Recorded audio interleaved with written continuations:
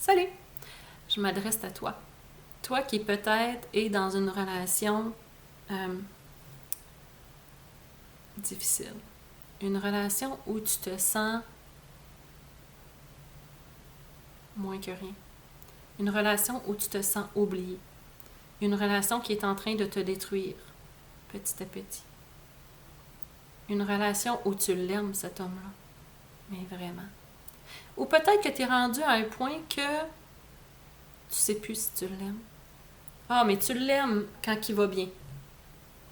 Mais il y a des moments où tu aurais juste envie de le sacrer, là, par exemple. Mais peut-être aussi que tu es dans une relation puis qu'il y a des enfants. Puis que là, tu penses aux enfants puis que tu te dis, je peux pas leur faire vivre cette séparation-là si tu veux partir. Mais peut-être aussi que tes enfants sont témoins ou vivent de la violence. Puis que tu sais pas quoi faire, puis que tu te sens perdu. Puis peut-être surtout que tu sais pas si c'est vraiment de la violence, si c'est des cas isolés, si c'est juste parce qu'en ce moment, il y a tellement de stress dans sa vie. En ce moment, il vit tellement de choses. Puis peut-être que vous avez des jeunes enfants, puis que les jeunes enfants font pas leur nuit, puis que là, vous êtes épuisés. Fait qu'en plus, peut-être qu'il y a du stress, qu'il y a de l'épuisement, qu'il y a...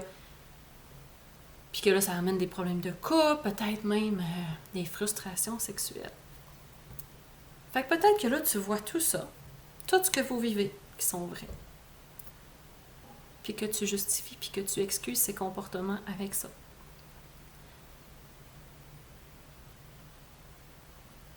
J'aimerais juste te dire que ce que vous vivez, tu le vis toi aussi. Mais que ça fait pas de toi quelqu'un qui fait de la violence. Ça fait pas de toi quelqu'un qui va aller détruire les autres. Mais pourtant, tu es probablement en train de te demander qu'est-ce que tu peux faire pour lui l'aider. Lui, qui te méprise probablement, qui peut-être a des sauts d'humeur, qui est impatient, irritable,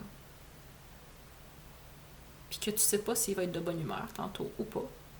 Peut-être même que tu essayes de faire en sorte de moins le déranger possible. Que les enfants font pas trop de bruit. Que s'il pleure la nuit, toi, tu vas te lever pour le laisser dormir. Peut-être même que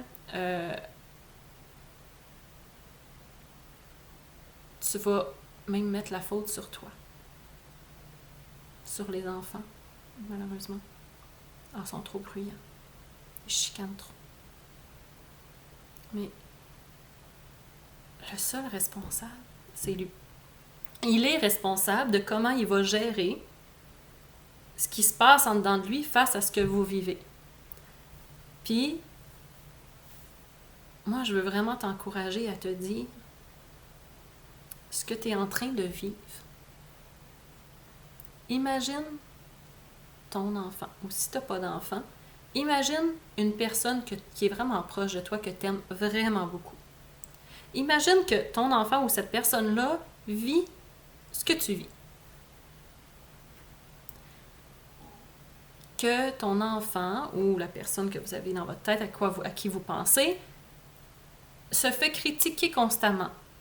Parce qu'elle fait jamais rien de correct, cette personne-là. Que c'est toujours de sa faute. Qu'elle n'est pas à la hauteur. Imaginez que cet enfant-là ou cette personne-là se fait mépriser, rabaisser.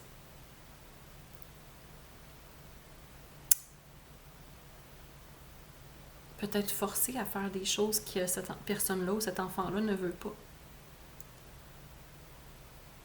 Contrôler dans les moindres petites choses. Que cet enfant-là ou cette personne-là se met à douter d'elle-même.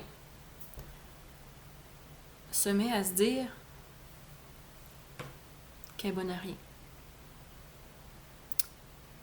Que c'est elle le problème. Que si elle ne serait pas là, ben en fond, il n'y en aurait pas de problème. Qu'elle se met à se dire que peut-être que ça serait mieux si elle n'existerait pas.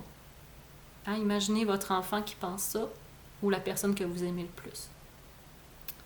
qu'est-ce que vous feriez? Qu'est-ce que ça réveille en vous?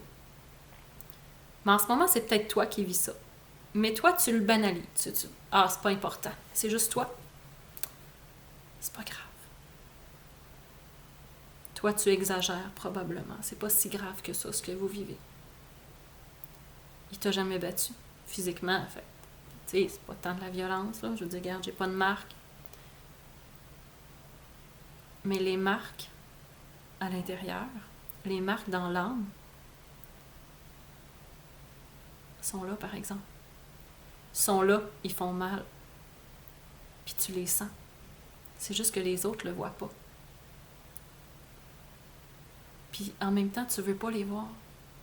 Parce que tu veux pas voir que cet homme-là, ben finalement, c'est peut-être pas l'homme que tu pensais au début. Puis que cet homme-là joue peut-être un jeu.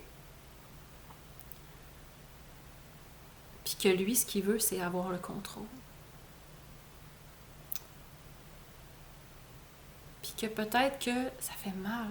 Ça fait mal de réaliser que peut-être on a été trompé. Que tu as été trompé. Pas juste trompé, je parle sexuellement, là. Je parle trompé dans le sens de qu'il nous a eu, qui t'a eu, qui t'a fait croire qu'il était quelqu'un de bien, de gentil, puis finalement, c'est pas ça. Puis là, t'es peut-être pris dans cette relation-là, parce que si tu pars, peut-être que financièrement, t'auras plus rien. Peut-être que t'as des enfants dans cette relation-là, puis que t'as peur de perdre la garde de tes enfants aussi. Peut-être que tu te sens tellement pas d'énergie, que tu te sens pas que tu as la force de te battre contre lui.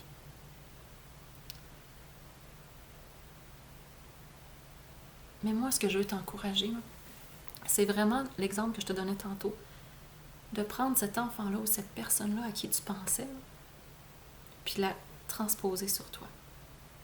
Parce que toi, là, t'es précieuse, t'es aimée, t'as de la valeur, t'es importante. Aussi importante que cet enfant-là ou cette personne-là à qui tu pensais. Puis tu devrais agir avec toi comme tu agirais avec ton enfant ou une personne que tu aimes. Moi, j'ai passé par là. Ça fait presque 3 ans que maintenant, je suis en train de me reconstruire, tranquillement, pas vite. Ça, peut-être un moment donné, on aura l'occasion de se parler. Mais il y a de l'espoir. Il y a de l'espoir. C'est pas facile, mais il y a tellement des ressources pour s'entourer. Puis juste parler. Parler à quelqu'un en qui tu as confiance, qui va te comprendre, qui va t'écouter, puis qui te dira pas que t'es folle, qui te dira pas, qui te fera pas douter de toi, de te dire que le problème vient de ta tête, que t'es trop compliqué, t'es bien trop sensible. Non. Mais qui va te dire, je te comprends.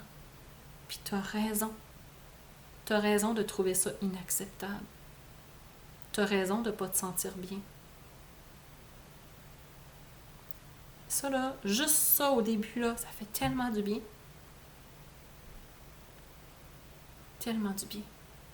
Garde pas ça dans le silence, garde pas ça.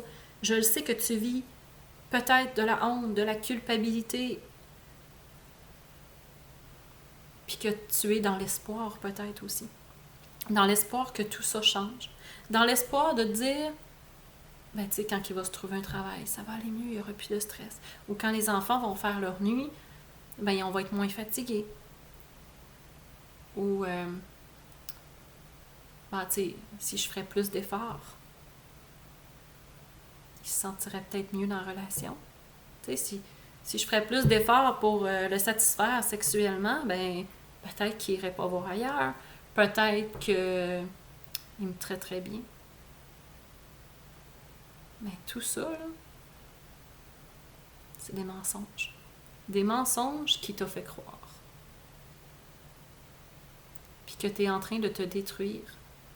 Puis de te considérer comme pas de valeur. Comme si t'es rien. Puis ça, moi, ça me fait de la peine parce que je me suis trop longtemps considérée comme ça. Jusqu'au jour où je me suis posé la question, par rapport à mes enfants, comme j'ai fait avec vous tantôt? Qu'est-ce que je ferais pour un de mes enfants? Puis les années m'ont emmené à voir que je protégerais mes enfants. Peu importe, mettons, ce qu'ils vont vivre, je vais toujours être là pour eux autres. Je vais toujours les soutenir. Parce qu'ils sont tellement précieux. Puis je laisserai personne les détruire ou leur faire mal. Alors pourquoi c'est pas la même chose pour moi? Pourquoi moi, j'accepte des choses inacceptables alors que je sais que si un de mes enfants vivait ça, je dirais ça n'a pas de bon sens? Pourquoi je continue d'excuser, de justifier, alors qu'à mes enfants, je dirais ça n'a pas de bon sens?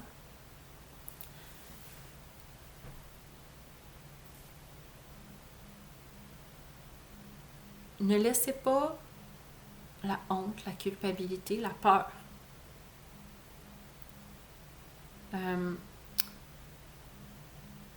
vous empêcher de parler, vous empêcher de vous épanouir. C'est possible. C'est pas facile. C'est pas facile de faire des démarches comme ça. Puis vous avez peut-être peur. Pour ma part, ce qui a fait que je suis sortie de cette relation-là, ça a été l'escalade de violence. Au début, je me disais que c'était pas grave, que c'était juste des petites choses. C'était du contrôle, mais pour des choses, je vais dire, anodines. Mais avec le temps, j'en suis venue à avoir peur. Il m'a jamais battue. Il m'a jamais battue. Mais j'en suis venue à avoir peur. Peur qu'un jour, il arrive quelque chose. Il y a eu des regards. Il y a eu de l'intimidation physique. Puis ça me faisait peur. Puis ça l'a été, quand je l'ai exprimé, ça l'a été... comment je dirais ça? Ça a été banalisé. Que c'était pas si grave que ça. Il y a eu des menaces de mort. Fait que j'ai eu peur. Mais ça aussi, ça a été banalisé. Banalisé dans le sens que j'ai pas bien compris. Banalisé dans le sens, mais voyons, c'était pas ça que je voulais dire. Tu l'as dit quand même. Puis une chose que je me suis dit, même si, sur le coup, il m'a fait douter. Il a réussi à me faire douter. Ben là, c'était-tu vraiment ça? Non, je sais que c'était ça maintenant. Puis je me suis dit, ça m'est déjà arrivé dans ma vie d'être vraiment en colère contre quelqu'un. Mais jamais je n'ai menacé de mort quelqu'un ou même faire peur, tu sais, laisser sous-entendre quelque chose, même si c'était pas directement, jamais. Alors on est tous responsables de comment on vit notre colère, de comment on la fait sortir. Puis ça peut arriver des fois qu'on a dit des choses qui dépassaient notre pensée. Ou peut-être que des fois, on a posé un geste, puis on s'en veut après. Mais qu'est-ce qu'on fait avec ça après? Est-ce qu'on va chercher de l'aide? Qu'est-ce qu'on fait pour plus que ça arrive? Ben, quelqu'un qui fait de la violence, ça va toujours revenir et ça va même escalader. Il va peut-être demander pardon, il va peut-être même pleurer, puis là, vous allez penser que c'est sincère. Puis il va y avoir la période de lune de miel où vous allez vivre des super beaux moments. Puis vous allez retrouver cet homme-là que vous avez aimé au début. Puis là, ça va vous donner cet espoir-là que il veut changer. Cet espoir-là que ça peut revenir comme c'était au début. Jusqu'à la prochaine crise, l'éclatement. Puis même après ma séparation, moi je suis partie en maison d'hébergement. Ça a pris du temps avant que je dise c'est terminé. Je voulais que les comportements cessent. Je voulais mettre mes enfants en sécurité. Mais je pensais que cet homme-là était malade. Malade psychologiquement, puis qu'il avait besoin d'aide. Fait que je me disais, quand il va être aidé, ben peut-être que je vais le retrouver, puis que ça va aller bien. J'ai vraiment longtemps pensé ça. Puis peut-être qu'il y en a qui pensent que c'est être naïf. Mais ceux qui vivent dans une relation comme ça, Vous comprenez. Mais presque 3 ans plus tard, je sais que ça l'a jamais arrêté, même dans notre séparation. Ça a toujours été des cercles de lune de miel, d'éclatement. Il a continué d'essayer d'avoir ce pouvoir-là, de prendre ce pouvoir-là sur moi par différentes choses, de me faire peur, de créer ce sentiment de peur-là en moi. Puis aujourd'hui, dernièrement, j'ai décidé que c'était assez. Puis je veux plus vivre dans la peur de ce qu'il pourrait faire. Puis honnêtement, je sais même pas si un jour il aurait passé à l'action. Comprenez-vous? Je sais pas. Tout ce que je sais, c'est que créer la peur en moi était réel pour lui et un jeu. Ça, j'en suis persuadée. Alors, j'ai décidé de mettre fin à ça, puis de pas juste me questionner de j'exagère-tu, non. Je pense que de briser le silence, je pense que de parler est un des premiers pas pour sortir de la culpabilité, de la honte qu'on vit quand on a vécu ce genre de relation-là, mais aussi pour aider les autres. Les autres qui ont déjà été, qui sont peut-être à ma place que moi j'ai été, puis que je me suis tellement questionnée longtemps à savoir si j'étais folle, si ce que je vivais, c'était normal. Comme j'ai dit au début, c'était des petites choses. C'était pas si énorme. Puis, c'est ça. Fait que je me dis, parler. Peu importe nos croyances. Qu'on ait des croyances en Dieu ou pas, ça ne fait pas de moins que la violence est inacceptable. Ça fait pas de moins qu'on a une valeur, qu'on est précieux et qu'on doit se traiter nous-mêmes comme on traiterait les autres. Comme je vous expliquais tantôt. Acceptez pas pour vous-même ce qui est inacceptable pour les autres. Puis si la personne, votre conjoint, vraiment veut s'en sortir et modifier son comportement, il va prendre les outils pour. Puis il va faire les démarches. Mais pas parce que vous le mettez au pied du mur puis que là, il veut vous montrer que oui. Puis là, quand que vous allez regagner comme... vous allez rester dans la relation, il va avoir cette sécurité-là que finalement vous allez rester, il va rééclater puis il va refaire des colères puis de la violence. Non. Quelqu'un qui veut vraiment s'en sortir, il va le faire. Puis il va le faire jusqu'au bout. Mais il va comprendre aussi que vous mettiez votre pied à terre puis que vous disiez « c'est assez. C'est assez, j'en peux plus. Là, il faut que ça arrête. » Pour votre bien à vous, mais pour le bien des enfants aussi. Parce que même si vous pensez, même si vous dites que les enfants n'en vivent pas, ils sont quand même témoins. Puis témoins, ça peut aussi apporter des grandes conséquences dans leur vie, dans leur comportement. Comme j'explique, nous, ça va faire presque 3 ans maintenant qu'on est heureux, qu'on est en train de se reconstruire en tant que famille. Mais honnêtement, ça n'a pas été facile. On a vraiment vécu des choses difficiles, même pour les enfants. Fait que, pensez pas que ça ne les affecte pas. Même si une séparation, un déménagement, peu importe les démarches que ça l'amène, de dire « c'est fini, j'endure plus ça », oui, une séparation, c'est difficile pour nous, mais pour les enfants. Mais ça vaut le coût que ça coûte. Ça mérite quand même pas de laisser des enfants dans une relation comme ça. Quand j'ai décidé de mettre fin à la relation, quelques jours avant, un de mes enfants m'a dit « Maman, je veux que tu te sépares parce que j'ai peur de lui. » Puis ça a comme été pour moi la dernière chose que j'avais besoin. J'avais commencé à faire des démarches pour savoir si je pars, où je peux aller, comment je vais faire pour me revirer de bord, tu sais. Puis j'avais fait ça sans lui en parler, bien sûr. Fait que quand mon enfant m'a dit ça, j'ai comme réalisé, même si je pensais pas que l'impact était autant chez les enfants, j'ai réalisé à quel point ils étaient malheureux, eux autres aussi. Puis, mais faites-le aussi pour vous, même si vous n'avez pas d'enfants. Vous êtes précieuse. Vous ne méritez pas de vous laisser traiter comme ça. Acceptez pas de vivre ça. Si jamais vous avez besoin de parler, vous pouvez m'écrire. Ça va vraiment me faire plaisir.